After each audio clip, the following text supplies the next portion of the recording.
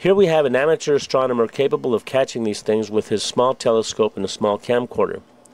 As it always goes with discoverers of great things, he has no funding, no high-end telescopes, no high-end cameras. He has found something that through his apparatus that he invented is capable of capturing interstellar spacecraft.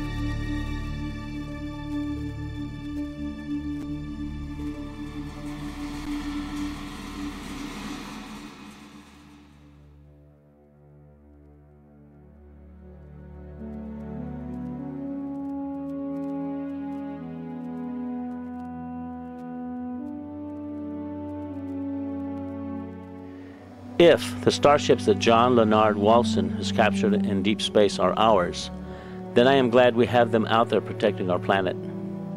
What they are protecting us from is thought-provoking, to say the least. These things are enormous. On the other hand, if they are not ours, I wonder who or what is operating them. There was a fear then that, of something out there. It became a very big concern. Asteroids, UFOs, people coming from other places. Paranoia was also there within the government. You know, at certain levels, you could feel it. You knew it was happening. I noticed the satellites' positionings. I said, now this is supposed to be a system that tracks radar anomalies on Earth, right? You know, the whole thing, the movement. Yep, that's what it does. And I said, so why are half of them pointed towards the outer space? Towards the moon, towards areas that are just blank space. Well, I don't know, was the reply. He says, never thought about it. He says, well, at least half of those satellites you got up there aren't looking at Earth. I said, what are they looking for? He says, well, you got to have need to know about that. I said, I see. In other words, who's coming? He says, we don't know. Dropped, end of subject. Ever since I got involved with John Leonard Walson, I always now look at the Big Dipper in a totally different way. I can't wait to have people all over the world seeing them. The great thing about the interstellar starships is we know where they are.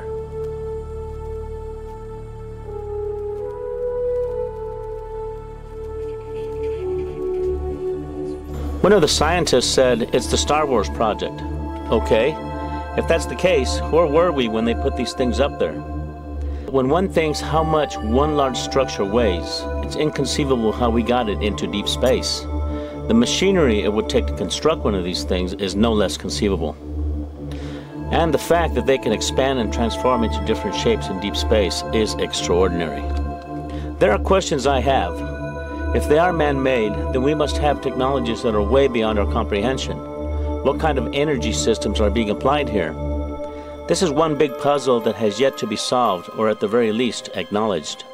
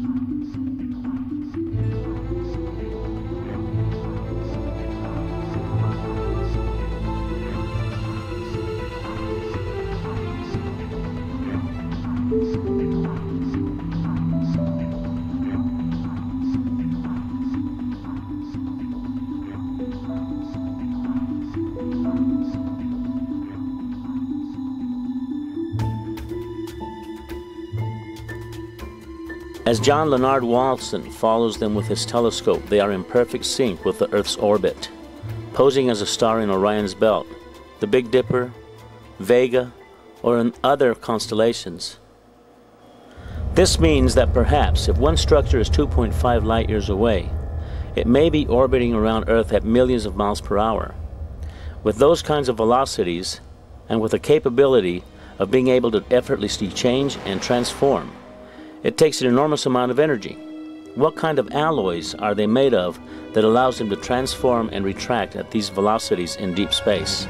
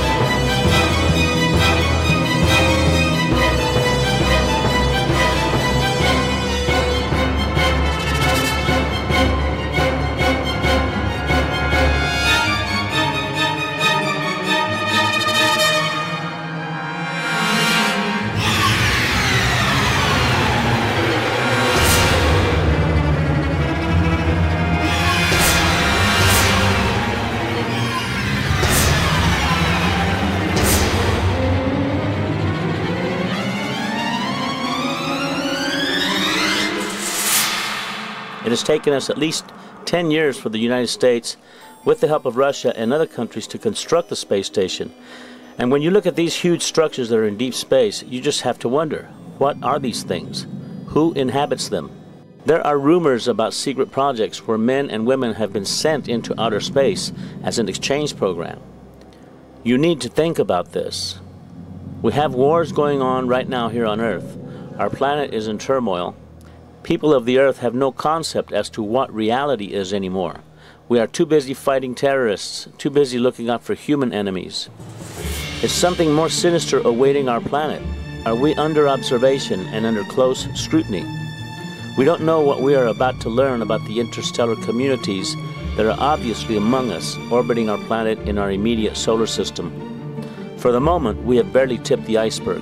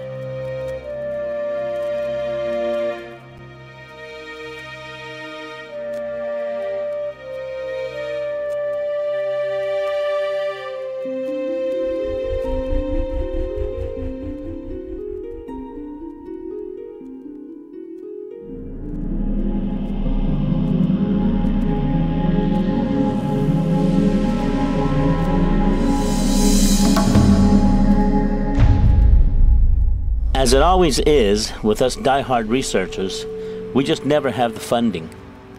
No one will invest in something that is not supposed to exist, so we have to do with the tools we can afford. Sometimes it takes a small inventor to make an apparatus by hand that can turn the universe on its heels. John Leonard Walson, bravo.